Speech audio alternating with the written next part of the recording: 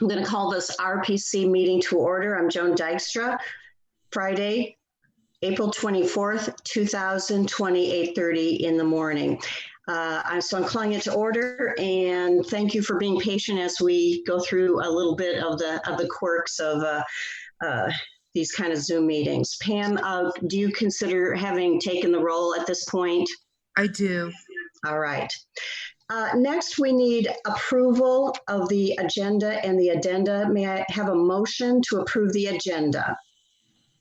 So moved. Jim Goss. Is there a second? I second it. Tammy, thank you. Any discussion or corrections? All those in favor say aye. Aye. Aye. Aye. Opposed? Aye. And what I'll do is I'll wait just a dabs for the opposed so that in case there is anybody that is opposed, we make sure we don't give them short shrift. All right, motion carries. Before we get into the meeting, you can, I think, Rita, they can see the Zoom meeting guidelines. And so I assume everybody has skimmed those. If you have any questions or comments, let us know. Otherwise, does anybody have any questions or comments? All right, seeing none. Is there any audience participation? All right, seeing none. Let's get into the minutes. I need a motion to approve the RPC draft meeting minutes for February 28th, 2020. Is there a motion? So moved. Rosales. And a second. Harlan, second. Harland is seconding. Any discussion or corrections? All right, seeing none. All in favor, say aye. Aye. Aye. Aye. And are there any opposed? Motion carries. Next, we'll get into the consolidated financial reports, and I'm going to let Betty, is Betty on, or who's going to speak on that on behalf Betty's of? on. Oh, okay, great. Consolidated financial report electronically. Had a fund balance at that point of just over 10.1 million. As of March 31st, it increased slightly to 10.4. Our receivables declined by about 75,000, which in this environment is very good. Our outstanding receivables were just over 750,000. So this fund balance continues to be positive. All right, are there any questions or comments for Betty?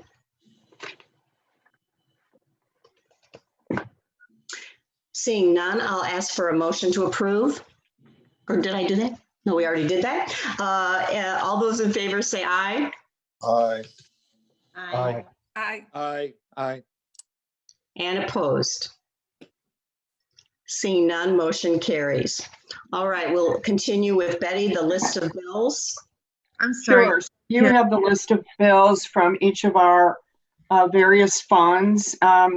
The volume, believe it or not, even during the shutdown, seems to be very high. It does reflect some additional expenses related to us implementing technology so that our staff can appropriately telework during this period of shutdown.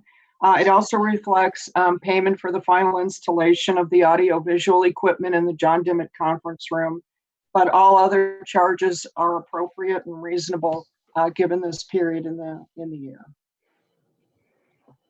All right, in order to get it on the table, is there a motion to accept and place on file the list of bills for February 20th and March 2020 and March 20, let me back up, for February 2020 and March 2020. Jim Is there a Goss. motion? So moved. I'll second that, Dennis Roberts. All right, now discussion or comments for Betty. Betty, can you, are we getting revenues in? I know once again, the audits are not done. Are we still having delays in funding from those crucial funds, or can you update? And maybe this is not the appropriate time. Maybe we wait later. I'll leave Sure. it to your discretion. Yes, I think we're having a bit of a slowdown, not attributable to those areas, although I will address that in my report based on a recently completed fiscal monitoring review by the state of Illinois. But our payments continue to come in. I think any slowdown is due to the COVID-19 shutdown, and most state workers are working remotely. But I'll address that issue in my report. Okay, thank you. Any other comments? All right, if no more, all those in favor, say aye. Aye. Aye. Aye. Aye. Aye. Any opposed? Motion carries. Next, number 7, we have action item, FY20 budget amendment, the summer food service program. Sure. Betty, you want to comment first? Sure. Would you like me to take all 3 at once, or? Well, let's do the summer food service program. Sure. So this is in our early childhood fund.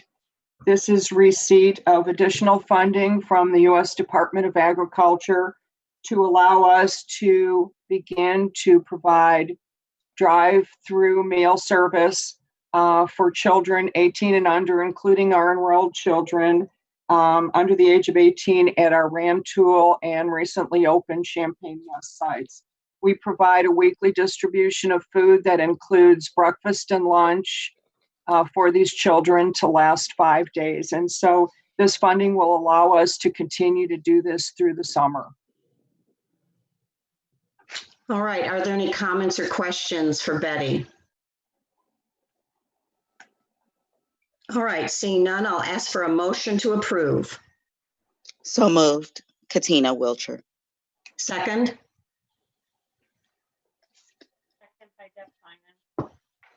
Finan. Oh, I couldn't hear. Okay. Finan.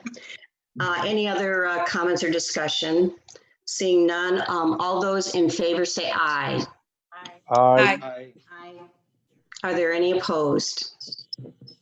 Seeing none, motion carries. Next, we have FY20 budget amendment, CSBG Cares. And let's see, Betty, you're up again. Before we make a motion, would you like to comment? Sure. So this is funding that we received as a result of the recently enacted Coronavirus Aid, Relief, and Economic Security Act, which included $1 billion of funding nationally to states and local units of government to provide community support to address the public health and economic impacts of the coronavirus disease.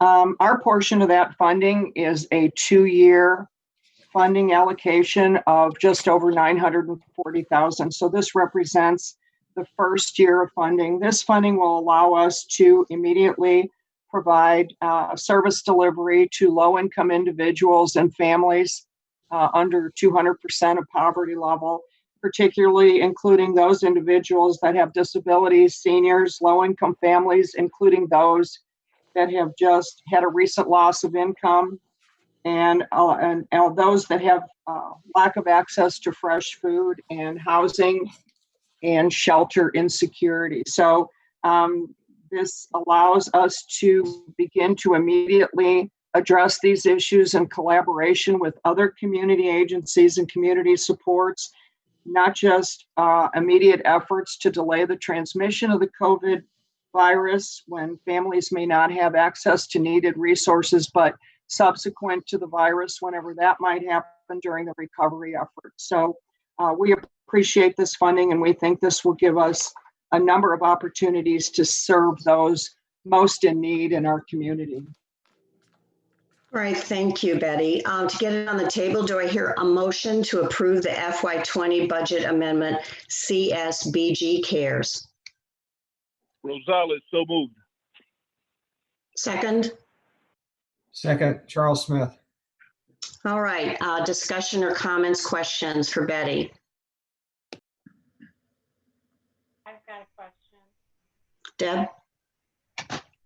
I'm just wondering if we have a process for allocating or application. How are people going to know the funds are out there, and do we know, what categories we're going to distribute money in, and how much, and how do people apply? Sure. So I'm going to have Lisa address that issue. Lisa is not on the call. Oh. I can try to address it.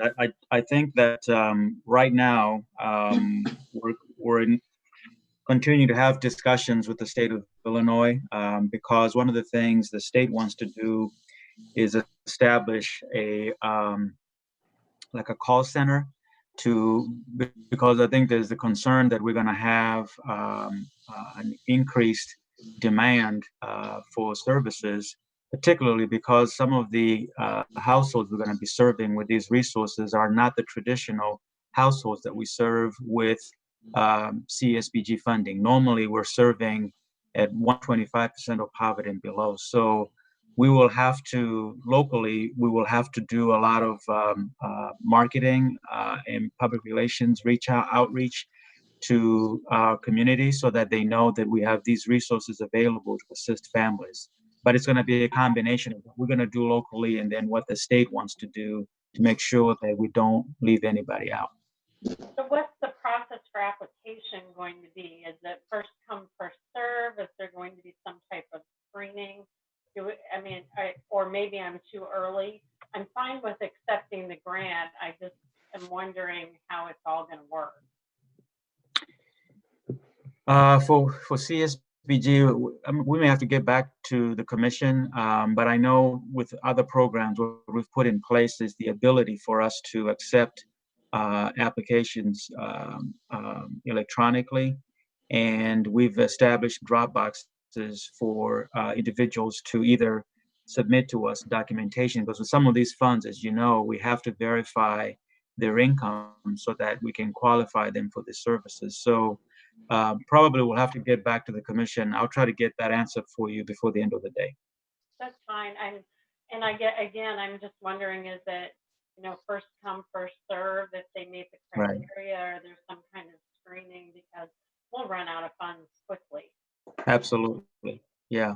And that is the concern, Mayor. I mean, when I was talking to the state yesterday, my concern of them setting up a separate, like a call center to field calls from across the state and then sending those calls to us if it's someone from Champaign, is that at some point in time, we're going to run out of funds. And I would hate for someone to sort of be in the pipeline of applying for assistance and then get to us, we've run out of funding. So we'll have to figure out a good way of messaging that to the public. Thank you. Thank you. All right, other questions or comments? Yes, Dennis. Yeah, okay, thanks. Yeah, I didn't see a raise hand button on my Zoom, so I just raised my hand visually. So I guess my concern for this is that if it requires a lot of service by RPC to establish this and do the outreach, are we provided to state that 60% or 65% will be reserved for actual service to these individuals who are applying, rather than using half the funding, say 50%, just for this establishing this service? In other words, are we going to be, I'd rather not see us spend so much organizational energy and personnel time setting this up that we end up having less money than we're spending upon ourselves to distribute to the people who are really in need. Well, one of the things I would say just to bear in mind is that these particular funds that we're discussing are supplemental funds. We will still continue to receive our traditional funding. So right now we have our FY20 funding, and then we have these additional funds that have been appropriated to supplement our services due to the COVID-19 pandemic. And then later on, when Congress I'll call you passes- back. Could you call again? once Congress passes the FY21 budget, those will be funds that we'll also receive. And then these funds, I believe, are for at least a 2-year period. So they'll be supplementing services that we'll be providing with our traditional funds. Okay. Well, I hope that works out well. Mayor Marlin has a comment.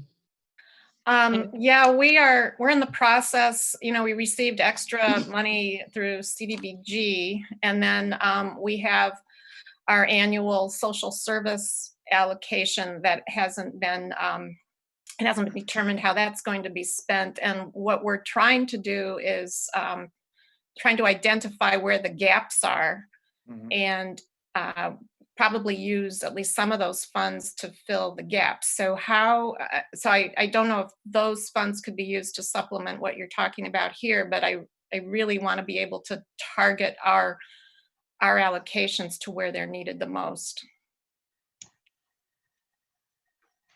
So I've just asked Lisa Benson to get on. She's dialing in, and she'll be able to address, I think, the commissioner's questions.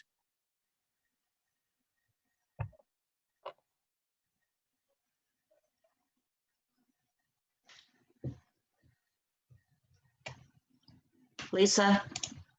Lisa, you on? No, she hasn't joined yet. Oh.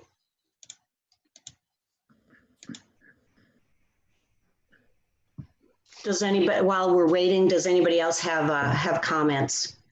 I can't see everybody's screen because it's kind of a strip, but feel free to just blurt out.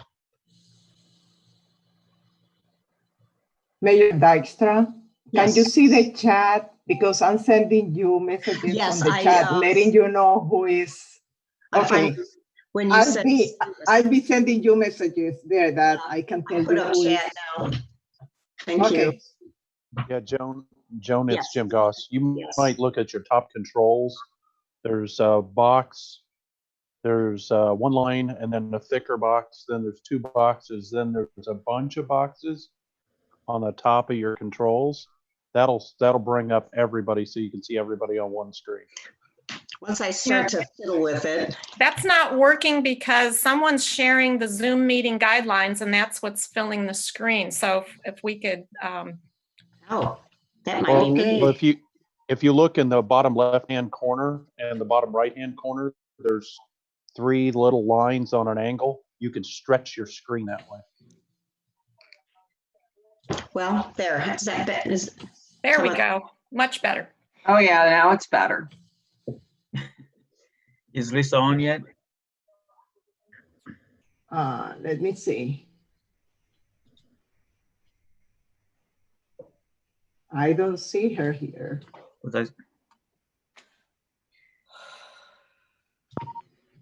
Okay. Do we want to move on to the next item while we wait? Yeah, probably. All right, without objection, we'll move on without a vote. Next is FY20 budget amendment, downstate, small bit. Okay, she's on. She's on. Hey, and Lisa, well, Delitso, you want to comment with her? Or? Lisa, there were some questions related to what the process is going to be for folks to apply for the services that will be provided through the CSBG CARES funding. Is there going to be a prioritization? Is it first come, first serve? So those are some of the questions the commissioners have related to this funding. So it is still under development, but at this time it's believed, the approach that we're going to take is a first come, first serve. It's open countywide. So there is no prioritization other than the primary eligibility for the services that we're providing. Individuals and households have to be 200% poverty level or below. They do have to provide documentation to support the fact that their hardship is related to COVID-19, and then other just general basic type of documentation that's required for these types of services. We do have a carve out, if you want to call it a carve out, specifically for undocumented immigrants for a resource that they would not otherwise have eligibility. So that would be it's not really a prioritization, but that would be the only semi-target population for a specific type of assistance.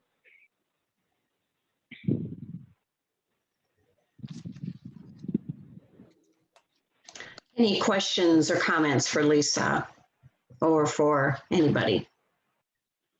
Thank you so much. Dennis Yeah. Robert has a comment. Dennis. Yeah, let's see. I wanted to ask again about what the ratio would be between the expected costs for service rather than for distribution of the funds, i.e. In-staff service costs and expenses versus actual distribution. I am very sorry, that phone ringing, I couldn't fully understand your question, Dennis. I apologize. If you could repeat it, that'd be helpful. Sorry, it's in my phone, and if I answer it, I'm going to be off this. It's going to go it's okay. It's on my answering service now. So my question is this. My concern was that we would use more funds to establish and conduct the service than to actually distribute to the community. And I was hoping that there would be some kind of demarcation, like 60% must be allocated to the community, and to not use the funding up in-house doing resource personnel activity.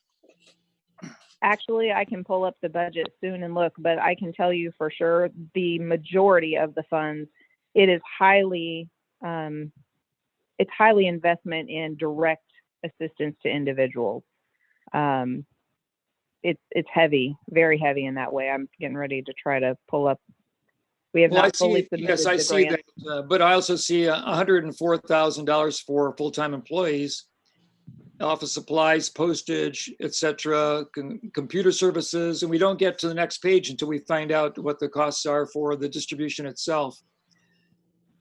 So I'm going to defer to Betty on that because I think there's some differences in the way the budget is set up with regard to the budget line items and what you're seeing versus the grant application that provides the full details. I will defer to Betty Murphy on that. So generally, the county budget, we include lines for appropriations so that we have the budget authority to spend the funds. The majority of the funding for in-staff is for referral and coordination.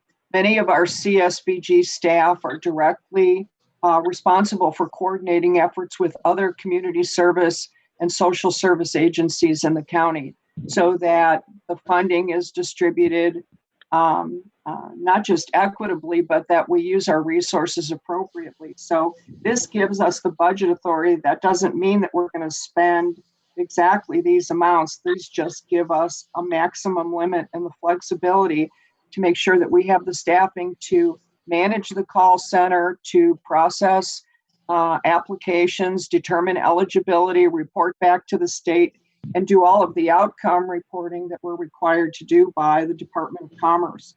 Our intent with these funds is absolutely to provide direct services to the people that we can. So this just gives us budget flexibility, but is definitely targeted toward providing direct resources. And these estimates came as the application for the funding, more than actual application of the funding once we receive it. Is that kind of what I'm thinking? Yes. I got you. All right. Thank you. The other, I have a question. if I may. Yes, Lisa. This is Lisa Benson. The other thing that was asked and I didn't fully answer, excuse me, with regard to how people would apply for services. Again, we are in development of the actual process. I am envisioning there would be an application for all of the different services that would be available through this opportunity. We will likely have an online application resource, a variety of ways that people can do this without in-person contact, because we do hope to get this started, as early as we possibly can. It could, if we can get things going, it could be as early as next week. There's just a few things that we've got to finalize before we can begin to implement the program. All right. Does anybody else have comments? Just a quick question. How will this coordinate with the 211 call center? Because we've been pushing that out as a place people should call for assistance. Will they then refer folks to this call center or directly to the services or to the staff? So the 211 service center, we actually put everything that we provide in 211 and keep all of our information updated there. So that will become a new listing, and it will have the specifics on how to apply. 211 does not provide any type of direct screening or eligibility for programming. They connect people to those resources. So this program will be listed there. The call center that we are currently running for the COVID-specific rent assistance, that is a fairly pricey call center. So we hope to create an application process that doesn't require live staffing of people for 8 hours every day, because that is probably not best use of resources. So we will create an application process, then it's received, and then we'll be able to directly reach out and communicate with the individuals that have applied. Okay. All right. Anyone else? All right. Seeing none, I'll take a vote. All those in favor say aye. Aye. Aye. Are there any opposed? Seeing none, motion carries. Next, we're on C, FY20 budget amendment, downstate small business stabilization program. Betty, you're up. Sure. So this amendment allows us to receive allocated community development block grant funds that are passed through by the U.S. Department of Housing and Urban Development to the state to address specific needs in our non-entitlement communities, that is outside Champaign, Urbana, and the village of Rantoul. This $20 million has been allocated statewide for this program to provide working capital to small businesses, those that employ 50 or less, those businesses that have been negatively impacted by the COVID-19 outbreak. These funds can provide 60 days of verifiable working capital to a small business up to a grant maximum of $25,000. These applications have to be developed by a unit of local government, and namely us, and we would submit those on behalf of the affected small businesses. We anticipate, at least initially, processing 15 small business applications that meet federal and state criteria for this program.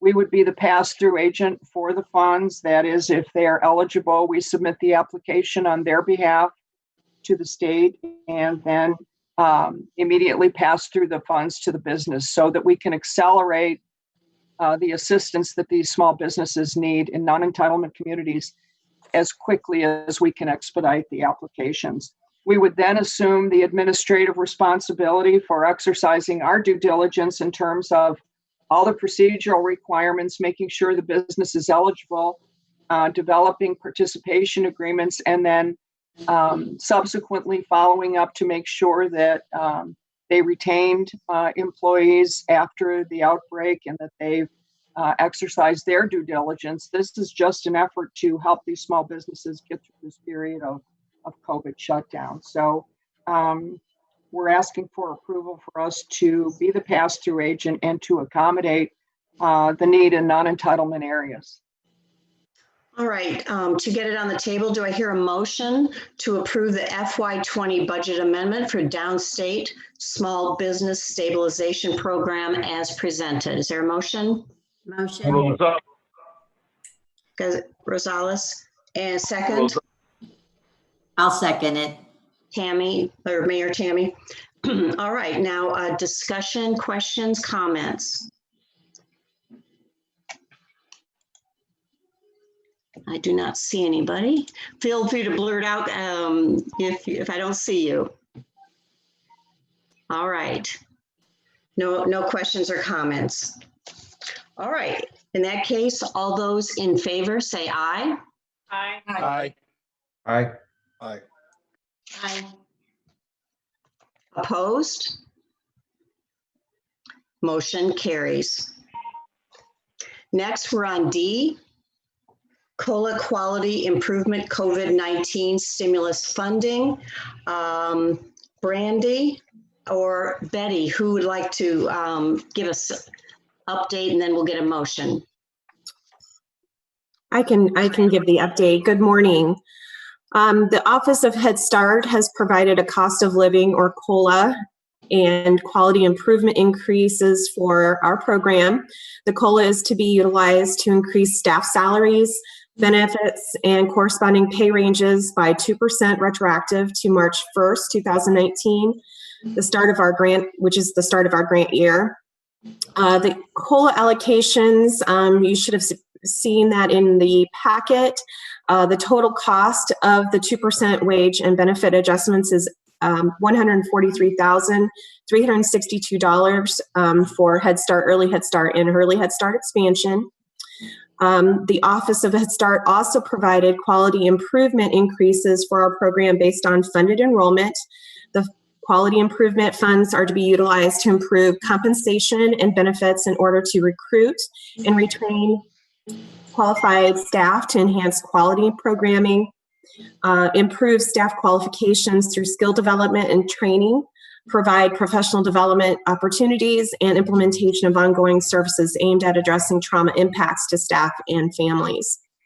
The total cost of quality improvement initiatives is $223,316, again, across Head Start, Early Head Start, and Early Head Start expansion. It is our program's intent to use the quality improvement allocations to enhance wage and benefits in order to recruit and retain the qualified staff, improve staff qualifications, and provide the professional development and the provision of trauma-informed training to staff. The President has signed the Coronavirus Aid Relief and Economic Securities CARES Act, which Betty referred to earlier. A portion of that funding goes to Head Start. Approximately $750 million was allocated. $500 million was allocated to operate supplemental summer programming. The intent of the summer programs is to make up for time children lost as a result of the program closures due to COVID-19. The summer programs will focus on children transitioning to kindergarten and children with individual education plans. So again, it's focused on those children in our program who are getting ready to go to kindergarten. Programs are required to provide social and emotional support learning environments along with multiple benefits to families, children and staff, while also promoting successful transitions to school. Summer programs are expected to be center-based with daily routines and support. Given that we are unable to predict when or if we will be able to open our facilities in time for a summer program, we plan to submit a proposal under the assumption that we would be able to operate beginning in mid-June and ending in August. If our program is unable to operate due to health and safety orders, we will revise our plans for providing these services using a different learning and support platform. And, you know, most of that is going to be guided through the Office of Head Start. Our intent to apply for funding up to $500,000 to serve 60 children in a protective center-based environment for 8 weeks is what we are proposing.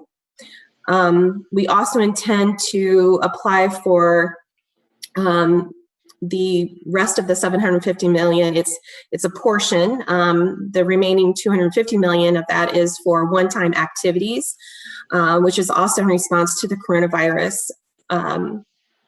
pandemic. These funds will be allocated based on our funded enrollment and will allow us to undertake a wide range of one-time specific actions and activities in direct response to the COVID-19. Our application submission will focus on the following areas: mental health services supports, crisis response and intervention services, coordination, preparedness, and response efforts with state, local, tribal, and territorial public health departments and other relevant agencies, provision of meals and snacks, training and professional development for staff on infectious disease management, purchasing necessary supplies such as protective equipment, masks, gowns, shields, whatever it may be that we are advised to use while in a childcare setting, and any other actions that are necessary to maintain and resume the operation of programs, such as hiring substitute staff, investing in technology, making improvements to our air conditioning systems or other emergency assistance.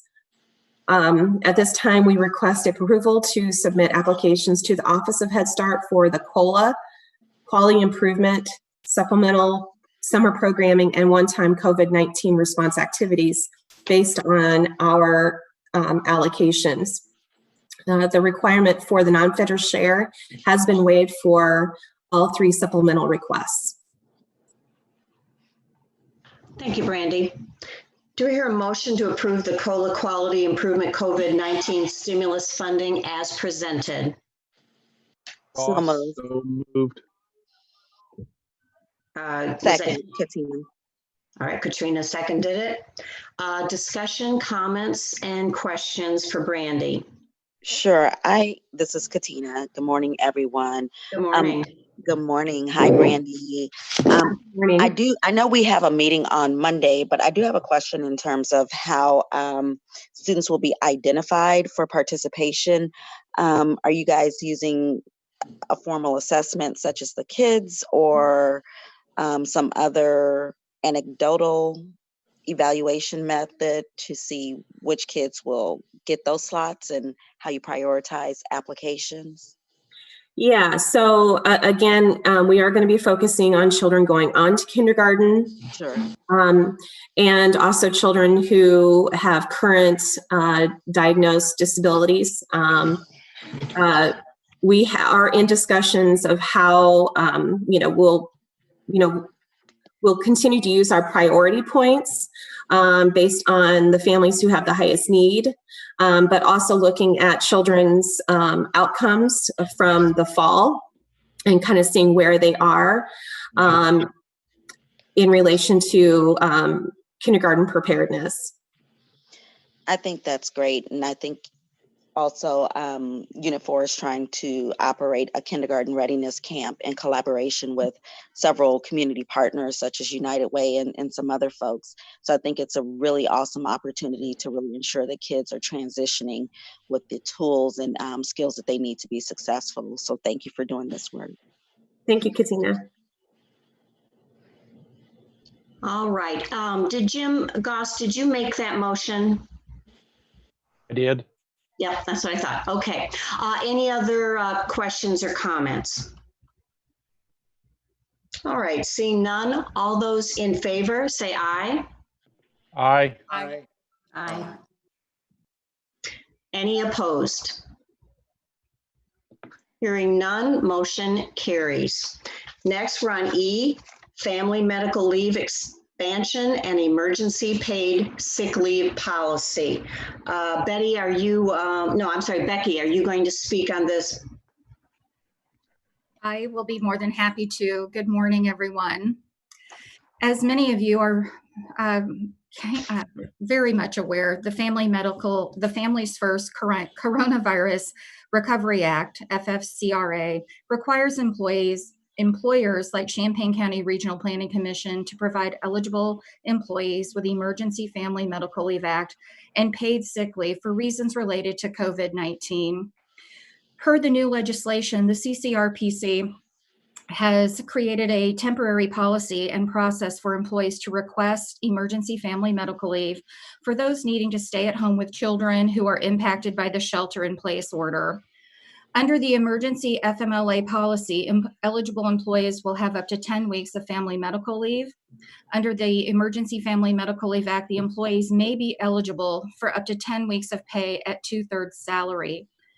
The Emergency Family Medical Leave Act is an additional time off to standard FMLA entitlements. The temporary policy will be in effect through December 31st, 2020. All employees who have been employed for 30 days will be eligible for Employee Emergency Family Medical Leave Act and paid sick leave. The emergency sick leave policy is consistent with the new law and provides paid sick time for employees who are quarantined, in the process of diagnosing or experiencing COVID-19 related illnesses. The emergency sick leave policy provides 100% paid leave for the first 10 days when the employee is ill with COVID-19 symptoms, and 2/3 pay for employees who are caring for individuals who are ill or child's school or daycare has been closed. We have been working closely with the state's attorney's office to develop this proposed policy. The attached policy, temporary policy, is attached for your review and approval today. I'd be happy to answer any questions. All right, to get it on the table, do I hear a motion to approve the family medical leave expansion and emergency paid sick leave policy as presented? Motion? So moved. Diane, second? Second. Second by Mayor Smith. Yes. Discussion, comments? Thank you. All right, seeing none, all those in favor say aye. Aye. Aye. Aye. Aye. Aye. Are there any opposed? Motion carries. Next, we're on F, approval of RPC FY 2021 membership work plan and budget. Rita. Good morning, everyone. I have been the one behind all moving everything on the back of the meeting. On the memo, you have all the information that I provided at our last meeting in February. Nothing has changed from what was presented. Then what I'm requesting is approval of what I presented at the last RPC meeting, and you have on the packet the budget, and you have on the packet also the membership work plan that was approved by the RPC Technical Committee back in January. If you have any questions or comments, please let me know, but nothing has changed from what I presented last February. All right, do I hear a motion to approve the RPC fiscal year 2021 membership work plan and budget as presented? Motion. This is Tammy? Tammy. Yes. And second? Okay, I'll Second. second it, Dennis. Dennis. Now discussion or questions? Mayor Finan? I just think it's, we need to raise the issue of budget concerns in all of the various member governments. So where we were at in February and increases and costs is a different place than I think we're all going to be in, including maybe RPC, although the RPC budget seems to be pretty stable in comparison to those of us who are relying on other forms of taxes. So, you know, we can pass this, but I don't know where we're going to end up with the member governments, and we're just starting our next fiscal year discussions, but the outlook is not great. Great.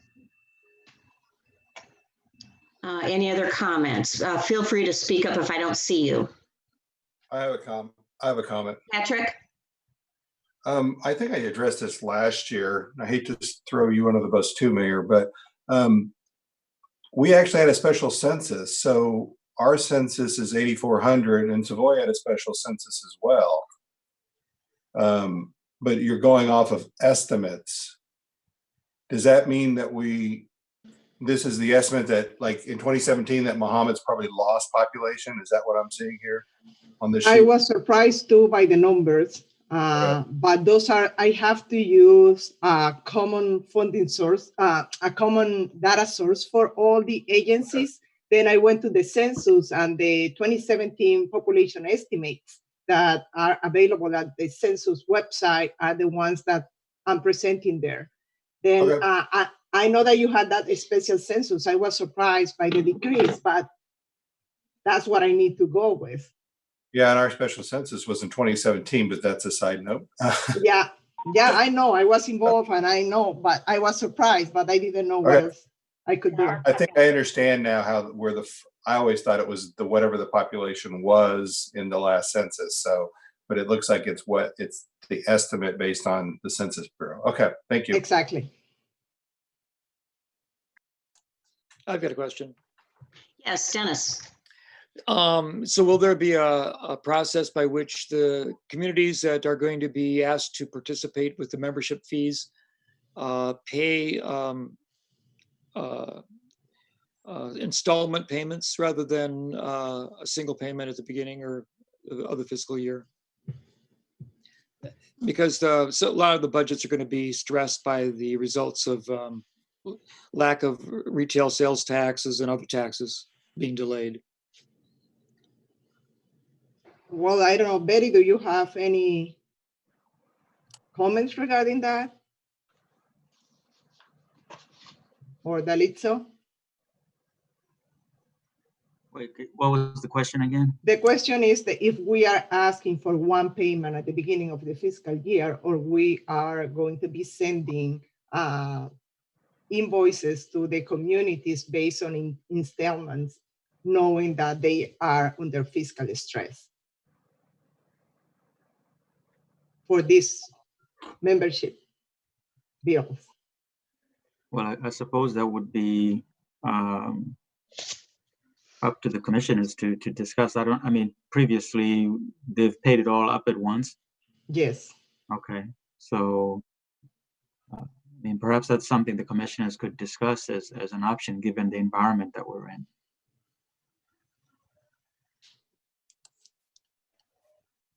Just to speak to that, if the commissioners would so prefer, we can certainly stagger the invoicing or the billing if that would accommodate the current situation. This is Mayor Smith of Rantoul. I know that we've already finished our budget for the coming year, and we've allocated the full payment to you. So I don't see where we would have any problem making the payment to the RPC. I think Savoy likewise can pay it in full. Ours isn't nearly as much as others, though. Yeah, this is Jim Goss. From the county perspective, obviously we can pay it.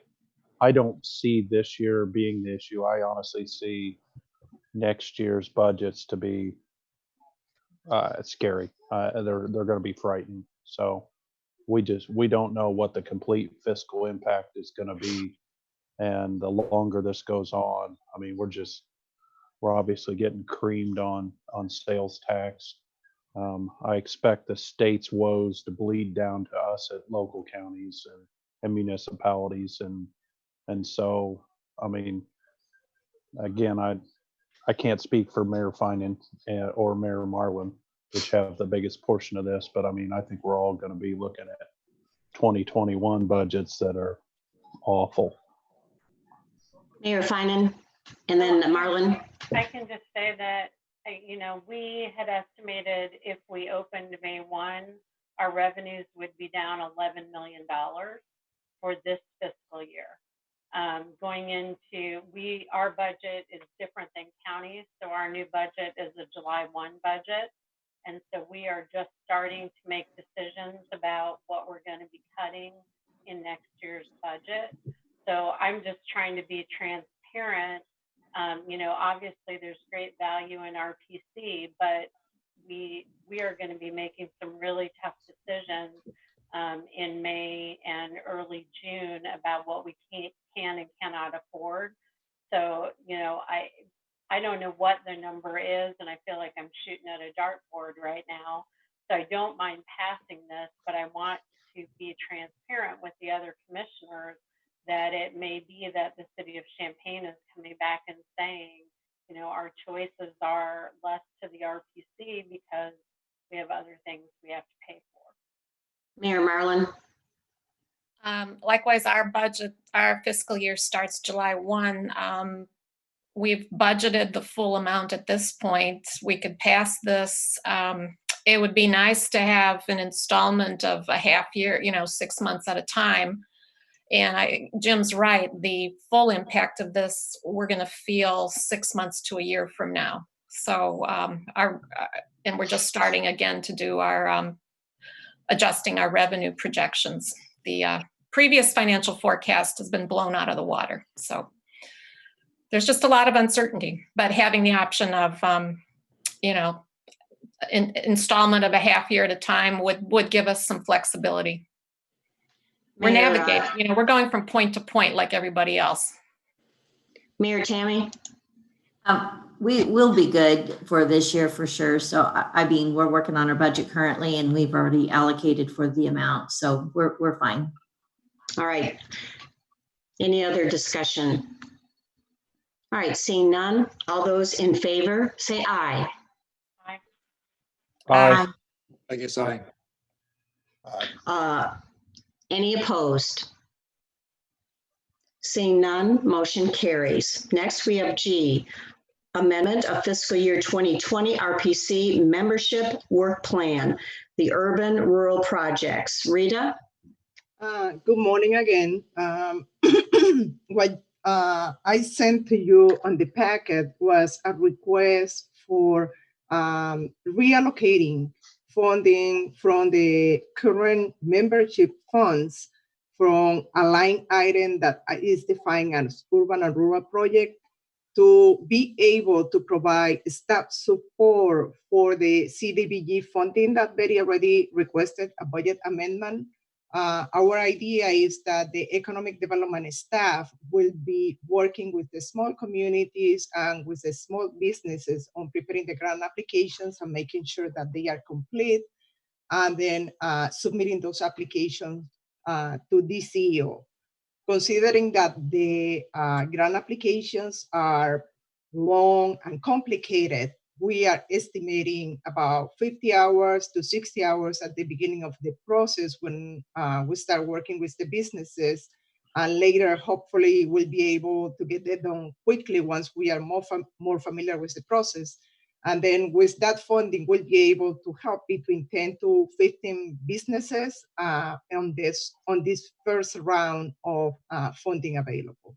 Then what I'm requesting basically is to move the funding that has been allocated to this project that at this time, the RPC Technical Committee didn't have any project specifically allocated to this line item, and use that funding to support the staff time for helping those businesses.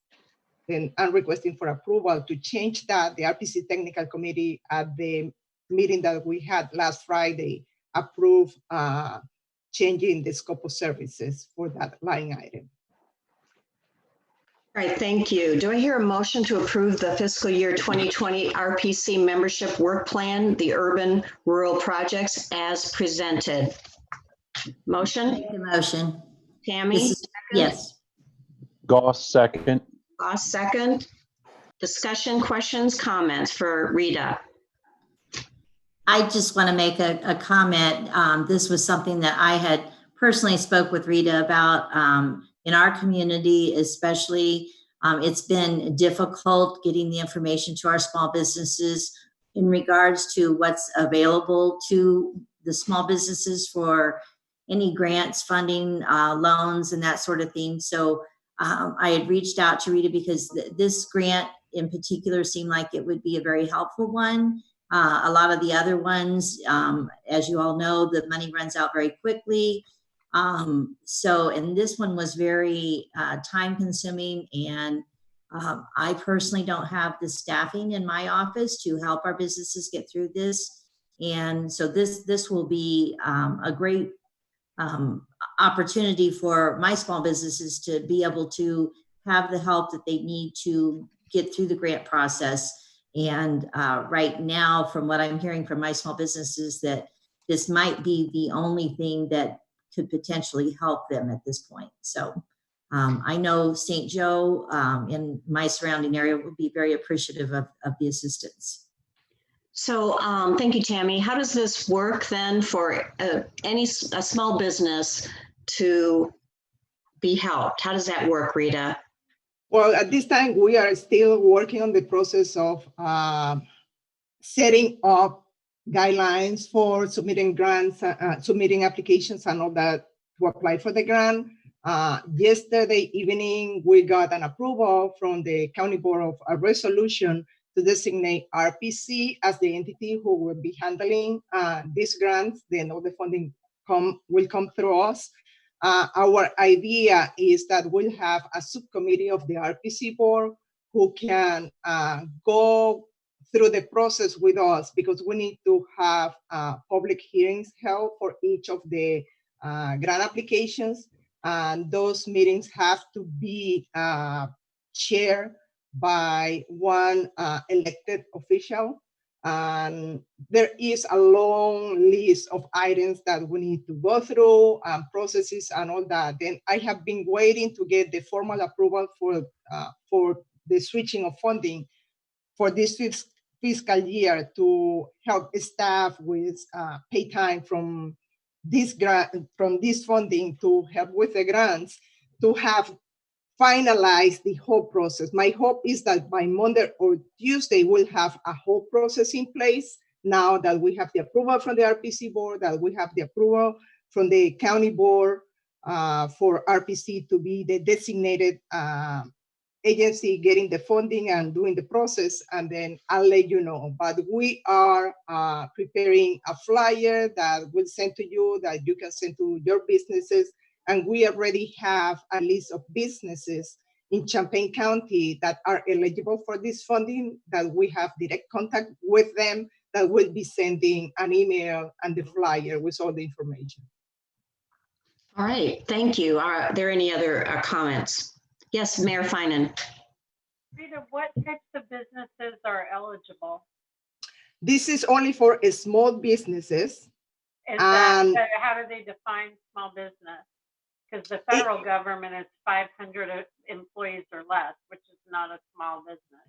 It is based on, that's why we have to go through the process. For every NAICS code, there is a specific guidelines for the size of the business and the revenue that they have. Then we have to go through the process of selecting those businesses and making sure that those businesses comply with the requirement. And it's different for every, yes, it's different for every NAICS code. So if there's, I mean, I've been contacted by multiple businesses looking for help, restaurants and beauty salons and, you know, all the things in our downtown. Should we be referring them to you for information, or do they not qualify for this? Businesses in the city limits of Champaign, Urbana, and Rantoul are not eligible for this funding. This is for non-entitlement. There was one from Champaign that was applying.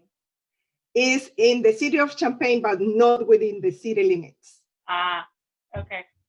Yeah, this is for non-entitlement communities because this is hot funding. Got it. Any other questions or comments? All right, seeing none. All those in favor, say aye.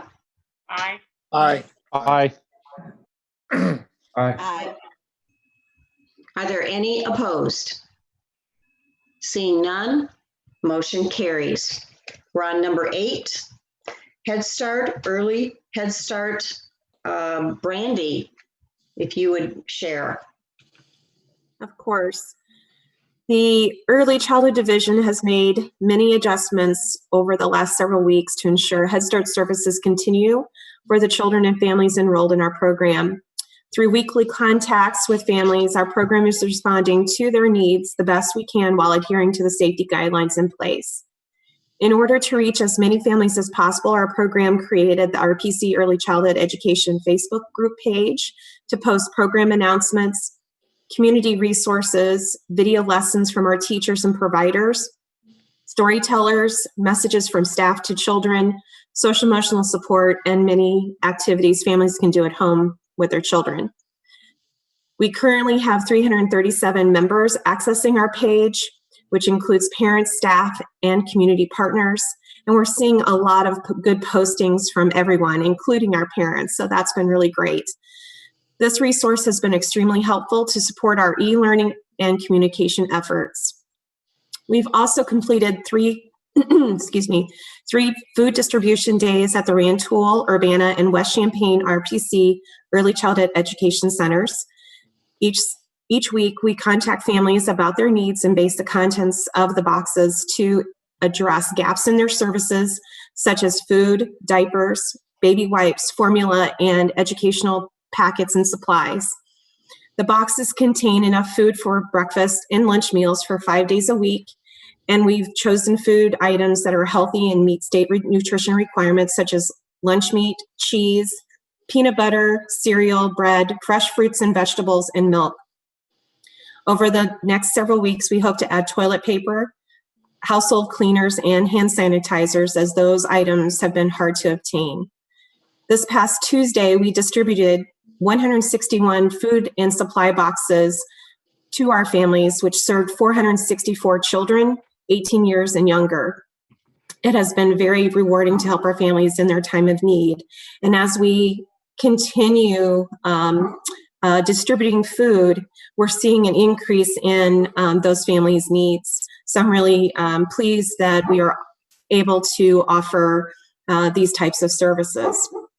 Currently, we have partnerships with 5 family child care provider homes who are offering childcare to enrolled families who are essential workers. These providers are able to offer services for up to 6 children each and meet the safety guidelines. Again, they're not full every week, but they are there to offer that support to our families. Our early childhood division managers meet daily to complete normal business tasks, so that has not stopped. We plan for weekly distributions, support employees and their families' needs, create program improvements, write grants, and strategize for the day we reopen our centers and home-based services. We are busier than ever, and I'm again thankful to provide these services within our community. I'm open to any questions. All right, to get it on the table, do I hear a motion to accept and place on file the Head Start, Early Head Start Management Reports, including financials and service area reports dated February 20th, 2020 and April 13th, 2020? Is there a motion? So moved. Mayor Smith made motion. Who seconded it? Katina. Katina, thank you. All right. Discussion, questions, comments. This is such an important component of our community. Thank you so much for all the work. Absolutely. And Brandy, this is Katina again, and I can't say it enough that I am so grateful and always very proud of the work that is done at Head Start. And I am a follower on the Facebook page, and I see daily the meaningful information that gets posted. I've been in collaboration with a couple of your community outreach liaisons, and the work is just phenomenal. And I'm very grateful that it's in our community. And my hope earlier, when I mentioned Unit 4 doing kindergarten readiness, is to collaborate with you all so that we can streamline much of what's being done to ensure that kids are ready. So I'm really hoping to expand the collaborative opportunities for what kindergarten readiness looks like across the board. So hoping to do some more collaboration around that. And I just want to say my hat is off to you and your staff for doing the heart work, right? The work that comes from the heart that has an impact for our families. So thank you so much. Thank you, Katina. And we are very open to any collaborations. And I know that you've reached out to me, and I appreciate that. So yeah, we're very open to that. Thank you. All right, comments, questions? Yes, Mayor Marlin. You're on mute. I actually followed directions once. Thanks for all you're doing. I echo Katina's comments. My question is, how will this transition over the summer? And these families who are in so much need now, will they continue to be served in the same way, especially with food over the summer? Yes, that is our hope, is to continue providing the weekly food distributions as well as the supplies that families need, such as the diapers and the baby wipes and the formula. Those are items that are very high in need, but also there's a shortage across the country. So we're really trying to ensure that our families continue to receive those items. Especially in this right now, our family support team, we're currently working with families, making sure that they're accessing or able to access resources within our community, and also doing it safely, providing that education to them as to what they need. Also, we are gearing up for recruitment, and so getting ready to help transition those kiddos onto kindergarten, offering those families kindergarten transition activities, supplies to help them get ready for kindergarten, in hopes that we are all open once August and September starts or comes around. So we haven't stopped business. We are still here. We're still helping families, and we're going to continue working on those transition activities, because those are going to be really important and critical. And hopefully working with Katina and Unit 4 and also Urbana 116. And the rest of the school districts within our county, we hope to continue to do that outreach for our families. Thank you. You're welcome. Other comments? All right, seeing none, all those in favor say aye. Aye. Aye. Aye. Any opposed? Motion carries. Next, we have number 9, the program division updates. I'll give it to Betty or Becky.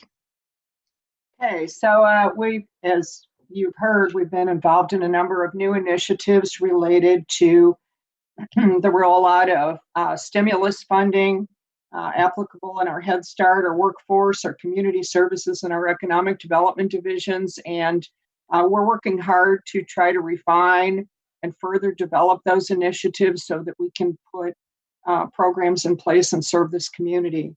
The second thing is we've implemented a number of technology enhancements to our staff who are working remotely and are attempting to continue to serve our clients. In that regard, we just received state funding to support a portion of replacing our aging phone system with a voice over internet protocol that will allow us to easily serve our clients during this period of shutdown and subsequent to the recovery. So we're seeking additional grant funding to support this purchase, but we're hopeful that we're able to do this and accelerate implementation of that new phone system.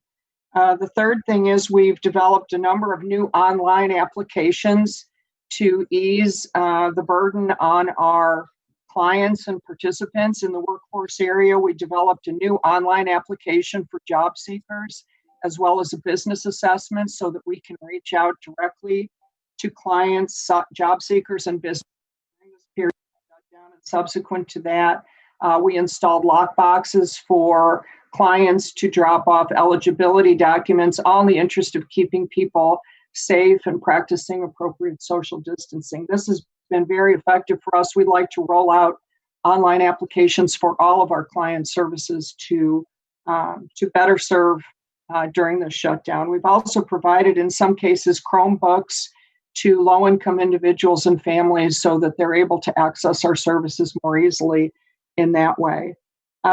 We continue AFSCME negotiations. We had another session last evening, and that continues. We're currently engaged in a remote fiscal monitoring review with the Illinois Department of Commerce related to our workforce program. This is a $2.9 million workforce program, so that process continues. And then we just completed a comprehensive fiscal monitoring review with the Illinois Department of Human Services Office of Contract Administration. I believe Pam was able to send you that report this morning. I'm hopeful that she was able to do that. But in that report, we had an exit interview with the Office of Contract Administration. There are two findings in that fiscal monitoring report. The first is that we were not able to provide them with the FY18 Champaign County single audit. So we are out of compliance with that. The second finding is that we did not demonstrate appropriate internal controls consistent with generally accepted accounting systems because we could not provide timely bank reconciliations that accurately and appropriately tied to the general ledger. They also found accounting reporting errors in the general ledger, inaccurate fund balances, and transfers that were inaccurate in their tracing as of February 2020. So we have forwarded the findings and the exit letter for response to the county auditor and the county treasurer, and because we have to respond to this. As an aside, the Illinois Department of Human Services provides funding for our SNAP program, which is the Supplemental Nutrition Assistance Program, in our collaboration with Carl to place employees in jobs in the healthcare industry, our homeless prevention grants, our emergency solution grants, and our developmental disabilities program. So we are required to respond to these findings in a timely manner. And of course, the concern remains that the Illinois Department of Commerce and Economic Opportunity, in reviewing our workforce program right now, is asking for the same information. So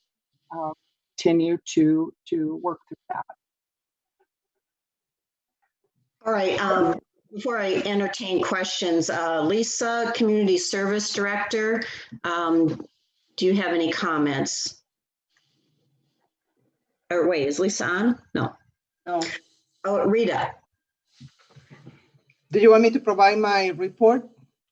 Well, they're all in one, and then we can ask questions after that. So yeah, go ahead. Okay. Well, as Betty mentioned it, we have been working on several grant opportunities that have been made available by the state government. Those grant opportunities are basically to help small businesses. And there are two types of grant opportunities. The one that I already mentioned, that is related to the CDBG funding that I already mentioned it. And then the other grant opportunity that is available, are you able to see on the screen the Downstate Small Business Stabilization Program? We see the memorandum for county region 2020 meeting. Okay, let me close that because I just provided a summary. That was material, sorry. Someone's covering it up. Let me close that you can see.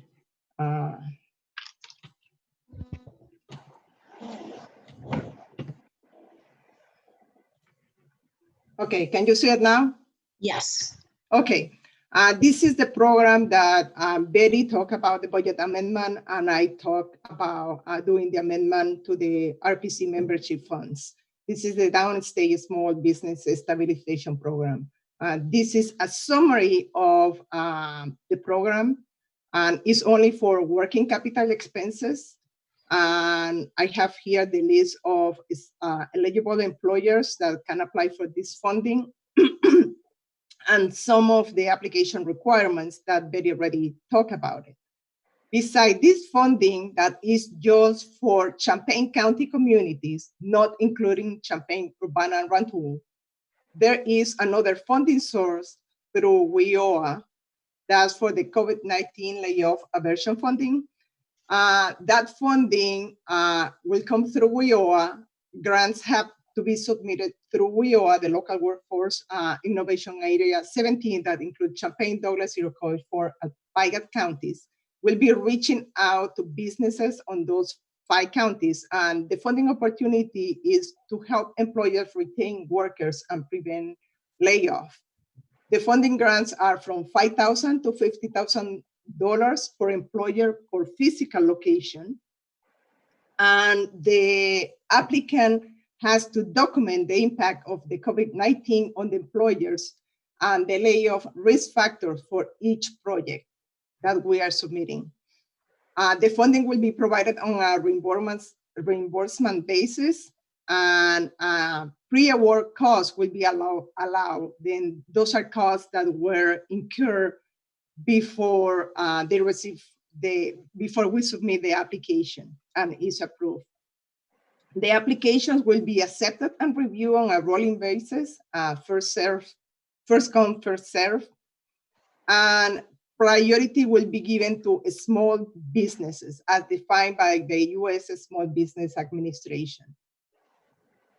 The allowable activities for this funding is cleaning and sanitation services, to purchase software or hardware for employees to work from home to support their work, purchase supplies for employers to be able to work from home, offset related costs to the employer or workers, or such as training, but it will not pay for wages and benefits, pay for supporting production of goods and services that are needed to address the COVID-19 response, and support training for response activities to address COVID-19 responses.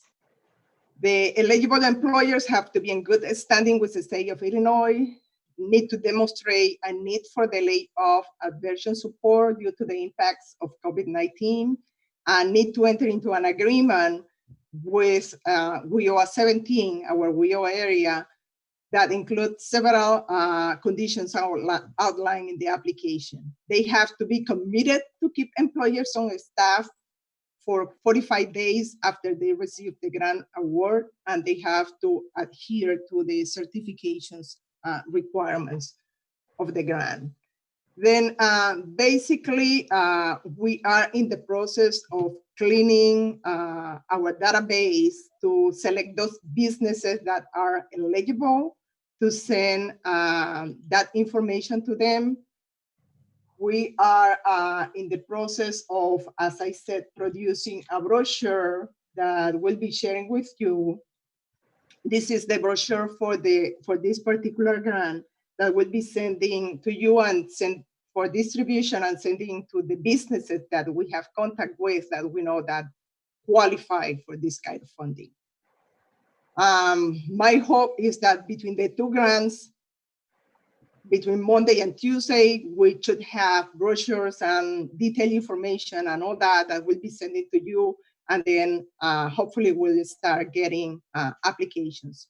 For the CDBG grant, we have already received several requests from several businesses to get help. I put the list of those businesses on the memo that I sent to you on the RPC packet. Then that's what the staff in economic development have been doing at this time, trying to understand those grants and the scope and all that. For the CDBG grant in particular, we have had several release of the grant application and the guidelines. They are constantly changing. They told us that by this Friday would be final. Then hopefully next Monday we can start working with businesses and processing applications. Aside from that, we also have been working on the census. We had our complete count committee, and here you have the census self-response rates as of Wednesday, April 22nd. The United States is at 51.8. Champaign County is at 55.1% response. Champaign is under 52.1. Urbana is at 54, under self-response for Champaign County compared with the total of 55.1. However, Savoy, Mahomet, and San Joseph are over. I know that Mahomet and San Joe are having a friendly competition, And Savoy, I'm going to be losing, it appears, buying Yes. lunch for my two colleague friends. Yeah, and Rantoul is at 50%. Then this is the response as Wednesday, but I also listed here the areas with the lowest response rates. We have been working with the Complete Count Committee and representatives from the different agencies to try to find out ways of reaching out to these neighborhoods, but this is the list of neighborhoods that are that have the lowest rate of response in Champaign County. Then anything that you can do to help us out, to reach out to those neighborhoods would be highly appreciated. We know that in particular for Champaign and Urbana, the areas that have low response in some cases is the campus area. We have been working with the university because this means that the students haven't been responding to the questionnaire, and we need to find ways to get them to respond to have a higher response rate. If we look at the map here from the Census website that I put on Wednesday, you can see the blue areas are areas with the highest response, as you see here. And you can see that in the middle, we have a low response rate that is basically the campus area. Beside, in Champaign and Urbana, the areas north of University Avenue. Rita, we're not seeing the map. Yeah, you might want to show it. You don't see the map? Okay, No. let me see the let me noticing. Give me 1 second here.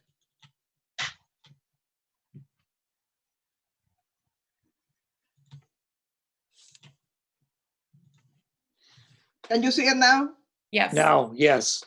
Okay. That's the map showing the response rates.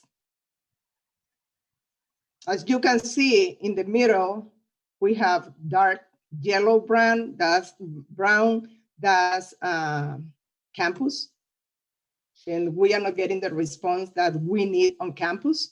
And also the areas north of University Avenue, bordered by the railroad line, we have low rates of responses.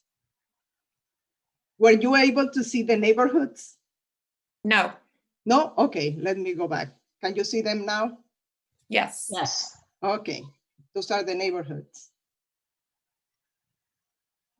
How do these compare to 10 years ago? Were these the areas that were low responders last time? In general, for Northwest Urbana and Northeast Champaign, yes. Campus has always been a low response rate for the census, always. Getting the students to respond is not easy. It's not a priority for them.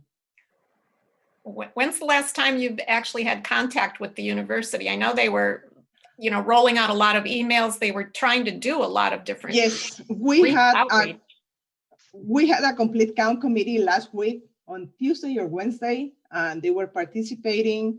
We worked with them on developing the website. Now they have a Census website that is specifically addressing the concerns that we have with the students. They have sent a mass email to the students, and we are looking for ways of getting the students to respond. But at the same time, there are areas that are not student areas, like in Northeast Champaign, that we need to increase the rate of response.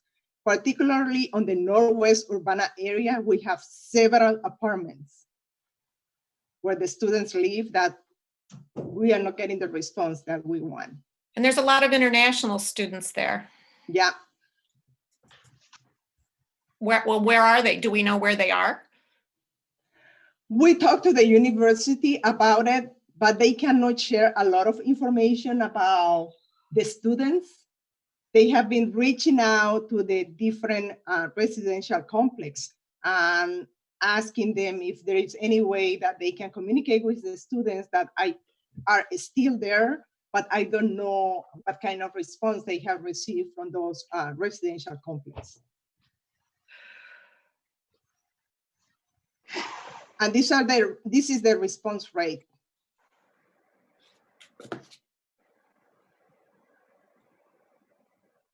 Also, Rantoul has the lowest response rate in Champaign County. Then when we were working in Rantoul with the school district and doing our Rantoul transportation plan, we had scheduled several meetings and we were going to be talking to the community about the census, but due to COVID-19, we had to cancel all that. And I don't know what is the best way of reaching out to the community in Rantoul to make sure that they fill out the questionnaire. Any ideas, please let us know, but we need to increase the response rate. We need to do like Mahomet and St. Joseph are doing. Yeah, Rita, I'll be in touch with you about those figures because I'm really disappointed. And so I'll reach out to you and we'll explore some options. Okay. Yeah, we are willing to work with anyone. We still are having our regular meetings and all that regarding the census. We have a Facebook page, we have Twitter account, we have website, we have everything, and we are constantly reaching out, but still the response rate is low. Do you think this is a function of internet not being online or not being comfortable with an online response? Well, in the neighborhoods in North Urbana? Not necessarily, because in the last 3 weeks, residents received the paper questionnaire. Okay. They already received 2 copies of the paper questionnaire. They received 5 mailings. 3 were postcards. The last postcard was distributed last week, and they received the paper questionnaire to be completed and mailed out. They received 2 copies of that questionnaire. Then it's not internet related. Do you think that you should put out yard signs reminding people at certain neighborhood intersections? We have done that, particularly on Lincoln Avenue, north of University Avenue. We put a lot of yard signs, and immediately after we put the yard signs, we got an increase in the response. We are checking daily the response rate. We have done that. We also contacted the council member representative of that area.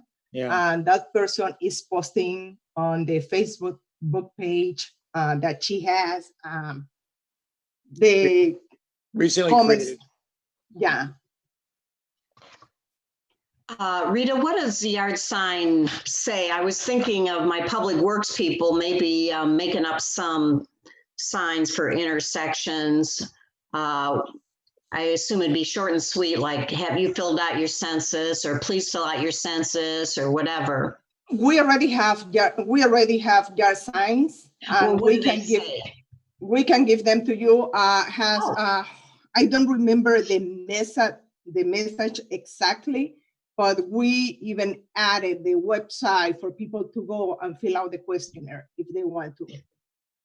So you have some you'd be willing to? Yes, we can share some of them. Yeah. Some. I want some. Okay, I'll contact you. Thanks. Count me in on that too. Okay. I don't know how many we have, but we can order more. And I would use a comment more than please, a little more forceful, like imperative or very important to be counted. Hey, we also have, I haven't seen them, but I know that we have distributed several flyers on those neighborhoods and all that, but any ideas, please let us know. We are struggling to get people to fill out the How about questionnaire. something that says, hey, you don't have anything else to do, fill out the census? Would that be okay? Would there be something wrong with that? Thank you so much. I would go around the community in those neighborhoods with a good humor ice cream truck with bells. I was thinking something like that. Dennis, that sounds like a good idea. The last update that I want to provide is on C-Carts, the rural transit service. And this is something that was surprising to us. We are keeping track of the ridership during the period of COVID-19. And when you see the numbers and we compare the ridership from 2019 at the same time with the ridership at this time, as you can see here, the blue lines are the 2020 ridership. As you see here, at the beginning, we had more ridership during the time of COVID than the previous year at the same time, and then went down, and then in the last few weeks was similar. But what is important to mention here is that the ridership has increased significantly. For the fixed route, that's the 3 routes that we have in Rantoul, and the route that is connecting Champaign-Urbana with Rantoul, that ridership increased significantly during this time, as you can see. The demand response, that's the service that we provide when people call, and then we pick them up and bring them to the different locations that they want, has decreased significantly. And this is mainly to the fact that the people who request demand response are people who are disabled or have some underlying medical conditions, or seniors, and that's why the reduced in ridership, as you can see here. But for the people who regularly can use transit service, the ridership has increased.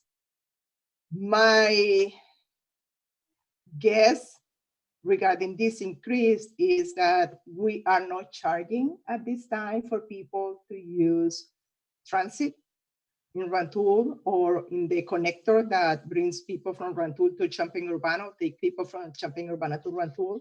And people are using the service to go to work on the businesses that are located in Rantoul, or to come to work in Champaign-Urbana. And the cost is an impact for people, and the opportunity to take the service without paying for the service shows the increase on ridership. The increase has been so significant that we have had to send more buses to keep the social distance for people using the buses. Then just to give you an update on this. Those are all my updates. Any questions? Thank you, Rita. Do I have a motion to accept and place on file the division updates for fiscal, human resources, community services, and planning and community development? Is there a motion to approve? Goss, so moved. Second, Rosales. This is Pam Schroeder. We haven't heard from Becky yet for her for her human resources report. All right, it's not listed, but Becky, where is Becky? Oh, there we go. Becky. Another major concern with the high demand. Okay, good morning again. The human resources reports included in your packet today represent personnel transactions from February 19th through April 14th. During the reporting period, the management team hired 11 new employees. RPC has a current employee count of 326 and 70 workforce and work experience employees, for a total of 396 employees on staff. While balancing the uncertainties related to COVID-19, the management team is constantly working to strategically fill 23 open positions. We currently have 16 candidates in the pre-employment stage of hiring.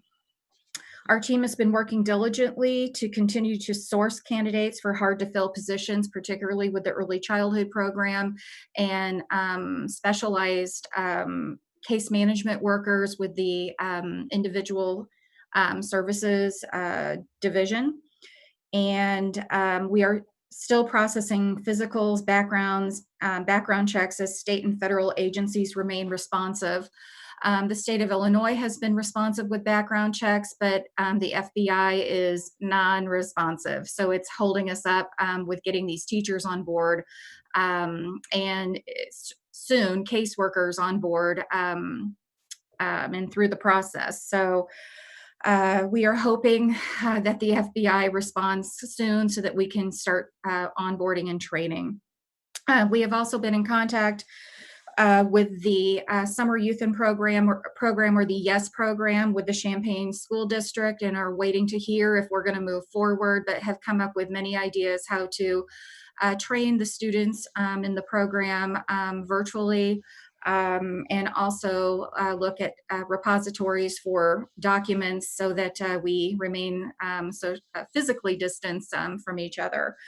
The Care for You program definitely is wanting to move forward with at least some sort of summer youth program, and the Rantoul School District, they are ready to go. They will more than likely be able to have at least, I believe the agreement is for 20 students. Even though we have over the years continued to build a community summer youth program that is very robust, dear to my heart and dear to many of your hearts here, we anticipate the program to be, I'm just guessing at about 50% or less this year due to, the employers' participation, as well as being able to get the students engaged and with all of their pre-employment and tax documents required to run a successful program. I'd be happy to answer any questions. Sorry, Becky, for missing you. Thanks, Pam, for keeping me on track. So any questions for any of the folks? I know some might have questions for Betty regarding that audit. So feel free to ask any questions at this point to any of them. I have a quick question. Betty, the pot of money that's paying for the phone system, where's that coming from? So there is the Department of Commerce at the state of Illinois.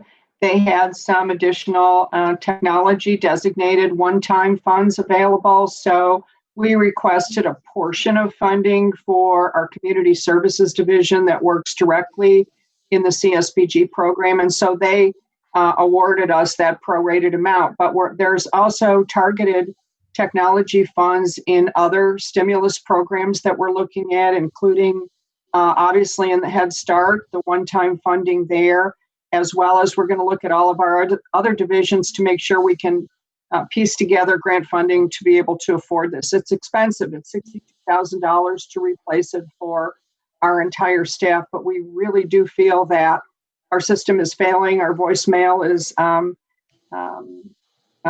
intermittently down, and so we feel that we can better serve our clients, especially with this idea of the state having a centralized call center and referring clients back to us. We have to have a reliable, fully accessible phone system. So we're trying to find the revenue streams to support that.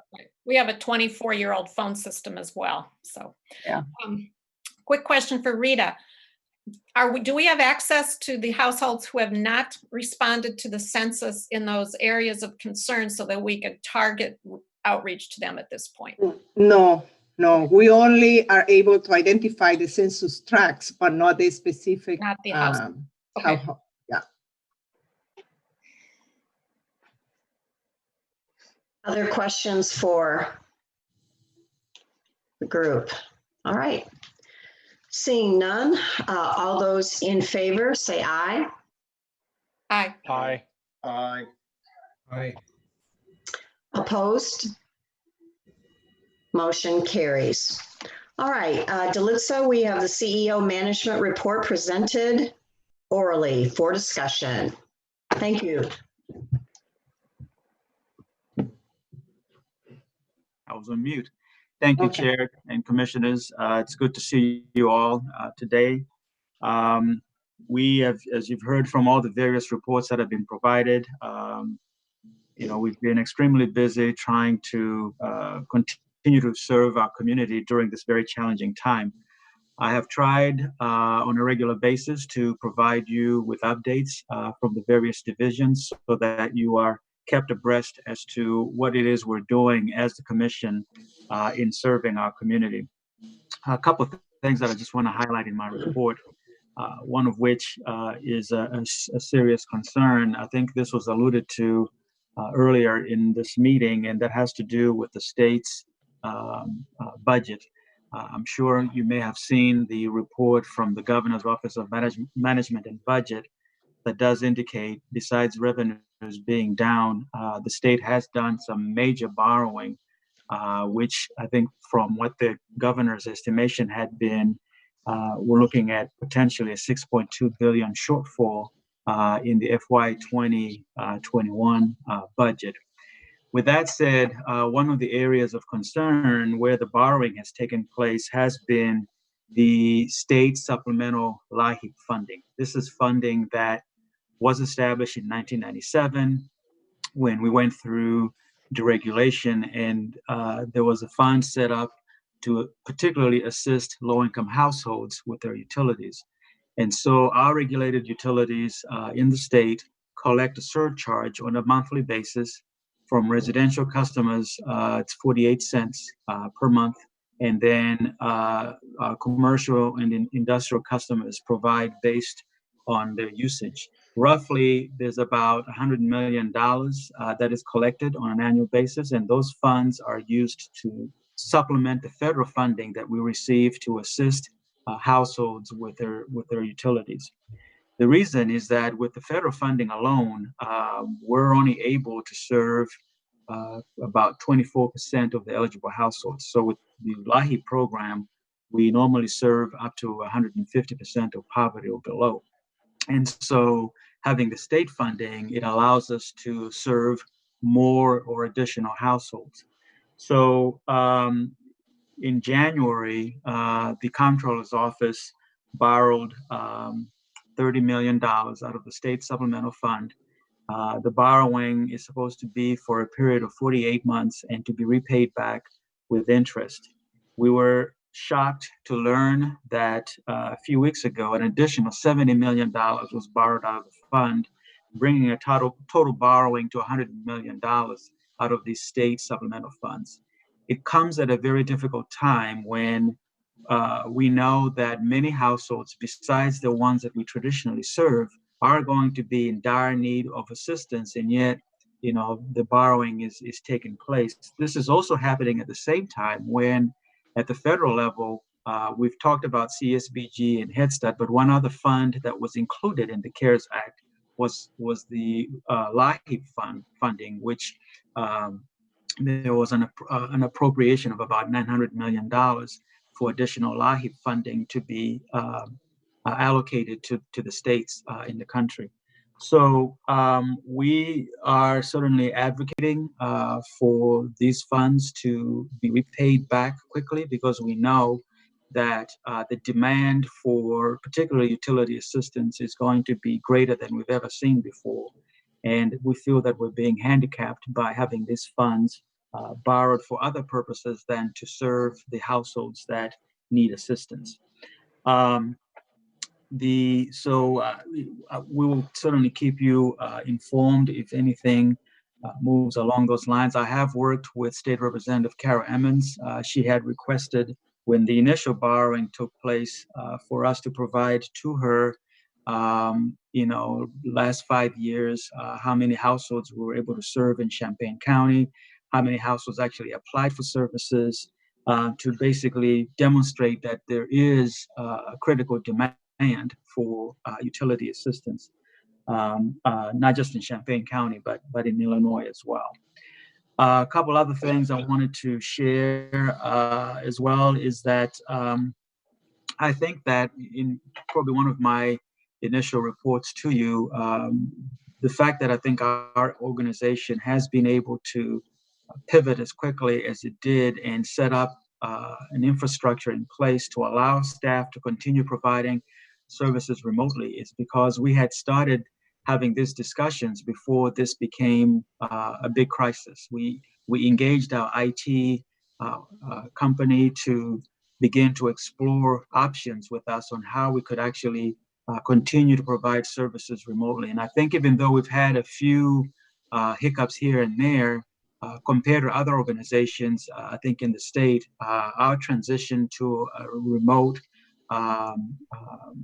service provision has been, I think, has been pretty smooth and seamless. We are also fortunate that we will be receiving some additional funding from PNC. For instance, they're going to give us some funding to supplement what Brandy's division is doing in providing food to our children and families. And so we're getting additional funding from the bank. This is just a grant, it's not a loan. And so once we get that finalized, we'll share that with you. But we were just notified yesterday that they had approved for us to receive these additional resources. With that said, we're doing the best we can under these difficult circumstances. I know you're doing the same with your respective organizations or units of government, but we're here to serve, and we hope that we will surpass this nightmare that we're all in at this point. So thank you. Any comments or questions for Dr. Sulamoyo? Yes, Jim. Yeah, I'd just like to say that I think you guys have done a very admirable job. I'm very proud of the kind of work that you do and the way that you've been so proactive. So for those of us that can say it, thank you very much. Thank you. Thank you. Anybody else? All right. Is there any old business? Seeing none, is there any new business? Other than what we're going to do in a minute here. All right. I will entertain a motion to go into closed session pursuant to 5 Illinois Compiled Statutes 122C1 to consider the appointment, employment, compensation, discipline, or performance of specific employees of the Champaign County Regional Planning Commission. And I ask that the commissioners stay, Dr. Sulamoyo, Elizabeth Murphy, Becky Kruger, Brandy Grants, and I believe Pam Schroeder. Yes. Is there a motion to approve? Rosales, so moved. Rosales, second. Goss, second. Goss, second. Any discussion? All those in favor say aye. Aye. Aye. Opposed? Motion carries.